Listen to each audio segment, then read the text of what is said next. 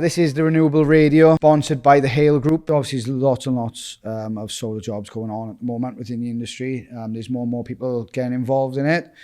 But there's also grants available for people on low incomes and with poor EPC ratings in their house who can't potentially pay to do this stuff.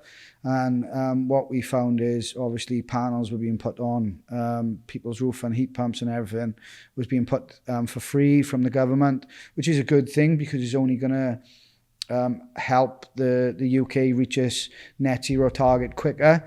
But even though these people are having these solar systems on their roofs, it's just exporting back into the grid or offsetting their electricity a little bit. Yeah. So we've had a lot of customers who've had these grants and then contact us and say, about batteries, because obviously batteries big at the moment. Yeah. Well, it's going to be big for the future, let's be honest. And the technology is the best it's ever been, and obviously who knows what's going to be in the future. But you know, at the moment, you've got to jump on somewhere, and that's where it is at the moment. So, what would you say to the people who've already got panels and are seeing the savings from having panels on their roof about batteries? Definitely worth conversation. You know, even if you're one of these early pioneers, I suppose, that put it on 10 years ago, you get an amazing feed-in tariff still. We can still sort of install that battery now with not affecting that sort of feed-in tariff at all. So so put like an AC charger in that actually then will charge the battery. You know, so you're still getting your feed-in tariff, but you're getting the benefit of being able to use that energy at night time. And is that allowed? 100%. Yeah. Yeah. No, that's fantastic. Yeah. If you've already got panels on your roof and like you are a pioneer and you've had panels on your roof for the last 10 years, then you can put batteries onto that system. Yeah, 100%. Yeah. 100%. Okay. It's getting the right person that knows what they're doing to be able to do that, to make sure you're not losing that feed-in tariff. That's very important. You know, some people are still getting about $2,000 a year back. That's a lot of money. Yeah, you don't want to be losing that. So we've installed plenty where they've got an older system on the roof. We'll put a system in conjunction with that, so separate. So it's actually running separate to that. They're still getting their feed-in tariff, but they're getting the benefit. Their usage is higher than what they're generating there. Yes. So it's knowing what you're doing and different ways around it. You can sort of move to. That's why you do your due diligence into the company that you're using. Look at all the prices that you get in, know about the company, make sure they're registered, they've got experience within the industry. And reviews speak, you know, quite a bit too, you know, for people. If especially people are happy, nowadays.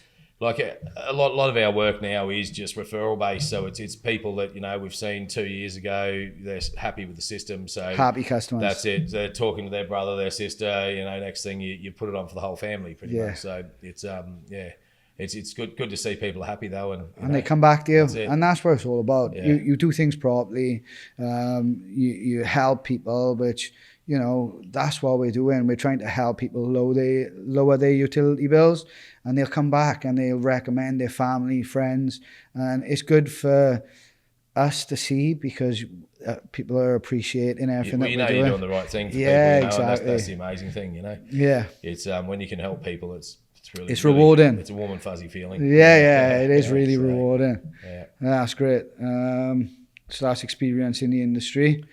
We went. That was just the first slide. I thought that was pretty decent. Was it? Yeah. It felt shit.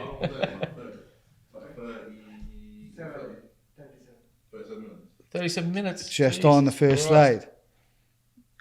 30 minutes.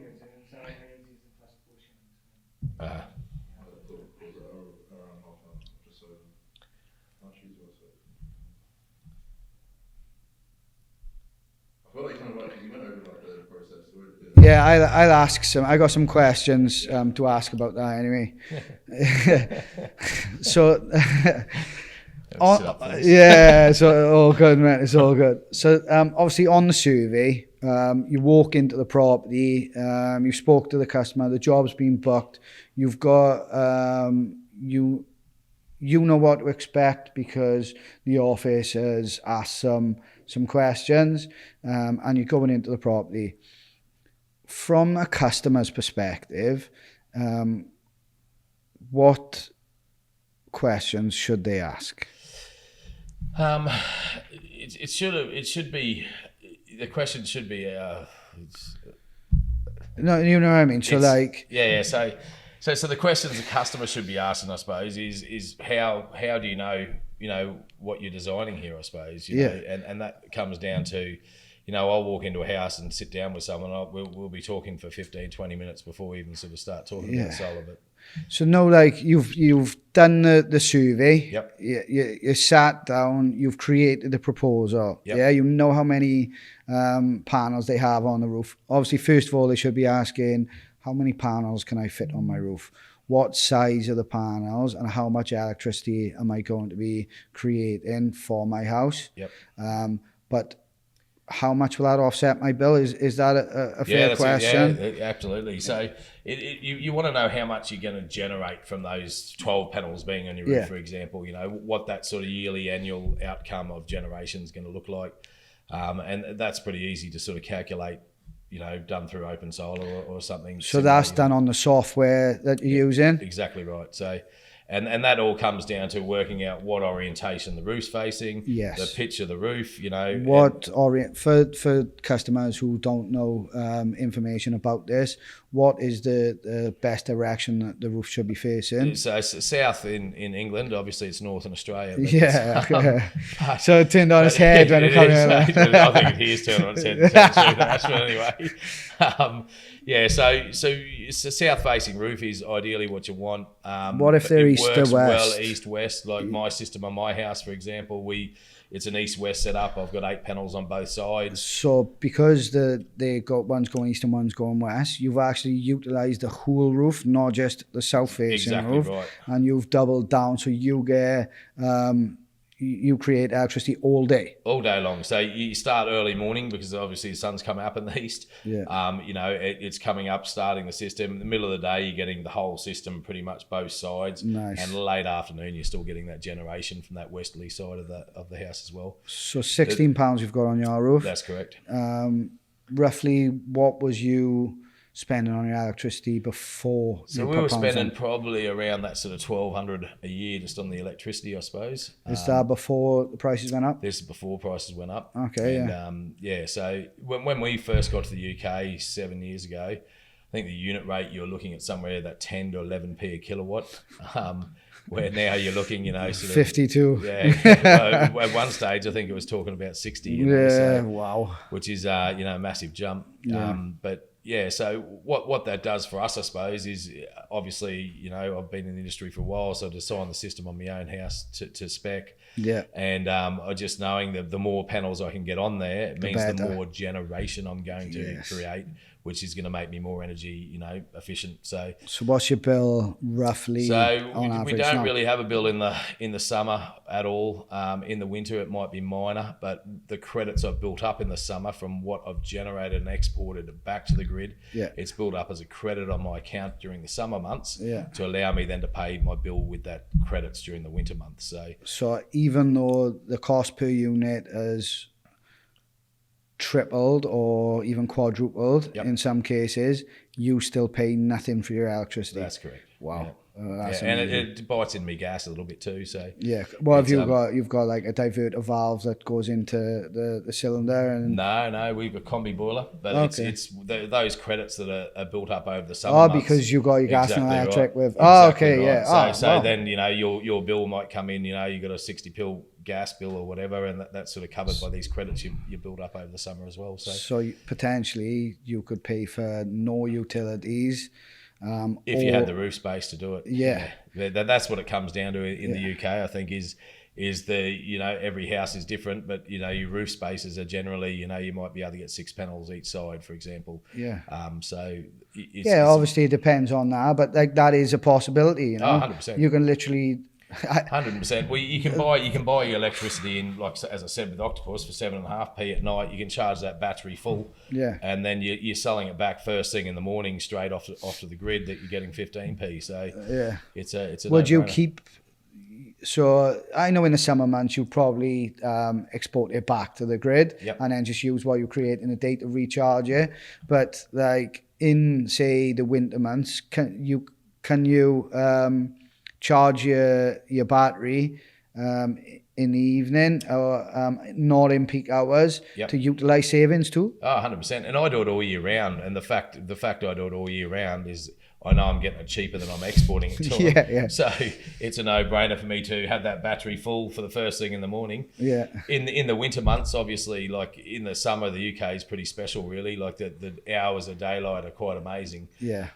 So, you know, we're not relying on direct sunlight. We're relying on daylight to operate these panels. So Yeah, it doesn't have to be like bright blue skies all day. Exactly right. It's just so sun. if you walk outside and you've got that sort of, you know, you get squint sometimes when it's overcast, like that's solar generation pretty much that's doing that UV. Yeah. So realistically, you know, in the winter months, you know, your panels, if the system's designed right, you're still generating enough for your usage, you know, so you're still running off the solar. Or even very little usage. Exactly right, yeah. So, that's where the battery comes into play too, if you're charging it up cheaper. Overnight, you know, you've got this battery to sort of fall back. If you're using more than you're generating in those winter months, then you bring it from your battery rather than from the grid. Yeah. So like roughly what would you say for people who are interested in having solar, like what potential like percentage would you put on it that they could offset their bill at? So it all depends on what their usage is, I suppose. But, you know, if we look at their usage and then, as I said, as long as we're generating more energy, you pretty much could get your electricity, you know, 100% of houses could get that they never had a summer bill for electricity ever.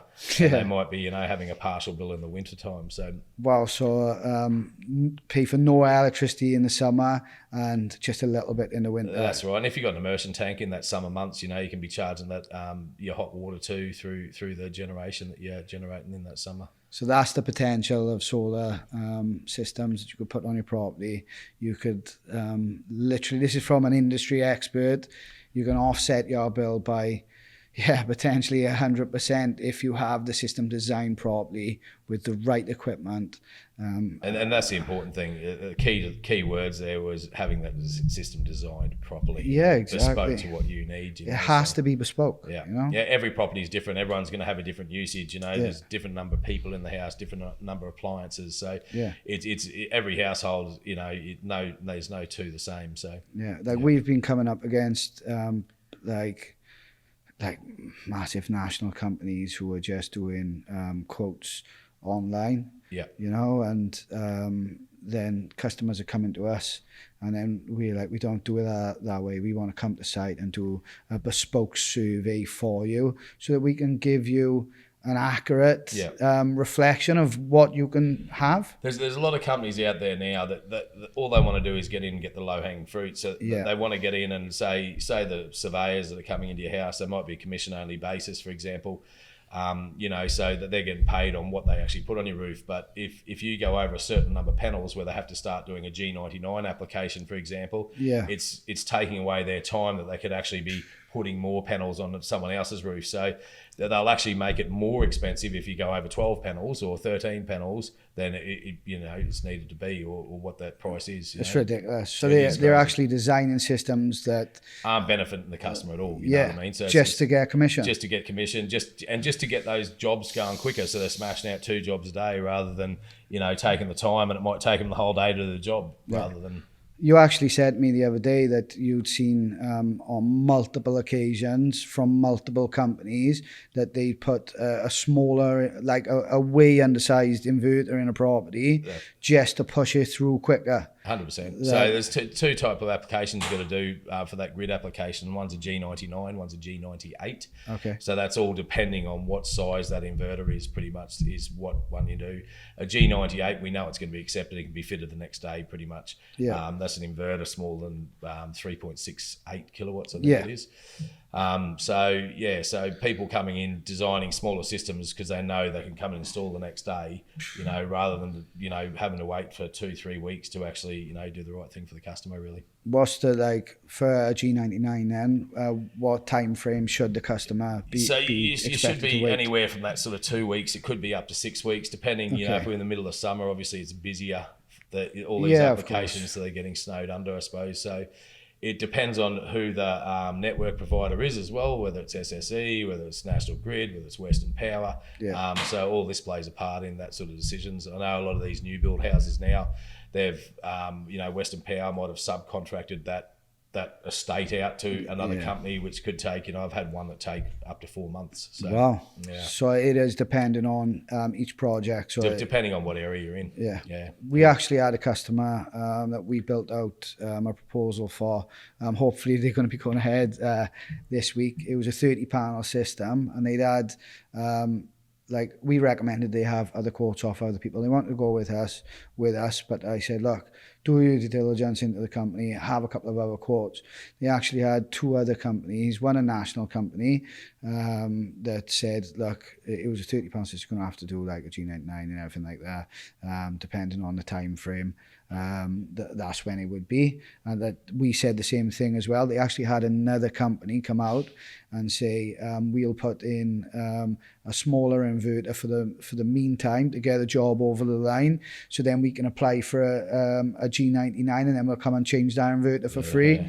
The information I give to the customer then is, okay, they are trying to do it in that time frame, but obviously that's not right. Okay.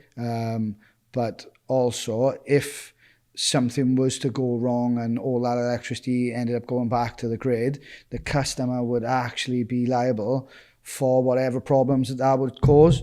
So like, the customers need to be like getting the right information, and like, come to the podcast, listen to like all the information that we are putting out, because it's as informative, and we're just trying to, create as much knowledge so people are making the right decisions and have all the information when they're going down this route, So